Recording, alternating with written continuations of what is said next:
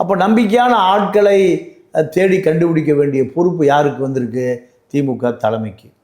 அப்போது தமிழ்நாட்டுடைய தென் மாவட்டங்களில் நம்பிக்கையான நபர்கள், பழைய கட்சிக்காரர் பணத்தை கொடுத்தா அதை அப்படியே வாக்காளர்களுக்கு சேர்த்தக்கூடிய ஆட்கள் எல்லாம் யாருக்கு தெரியும்? பெரியசாமிக்கு தெரியும். இந்த பொறுப்பை பெரியசாமியிடம் ஒப்படைத்து விட்டார்கள் திமுக தலைமை.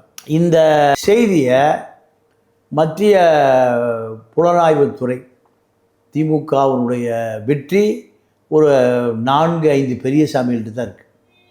இந்த பக்கம் வேலு, செந்தில் பாலாஜி, KN நேரு, பெரியசாமி, இப்படிப்பட்ட நபர்கள்ட்ட தான் சீனியர் அமைச்சர்கள் ஒட்டுமொத்தமான வேலையும் கொடுக்கப்பட்டிருக்கு.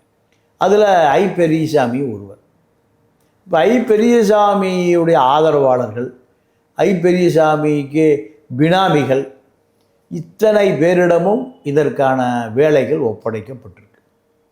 இதை முடக்குனா தமிழ்நாட்டினுடைய தென் மாவட்டங்களை, திமுகவை முடக்க முடியும் பிஜேபி நம்புகிறது. அதனுடைய விளைவு தான் நேரு, வேலு,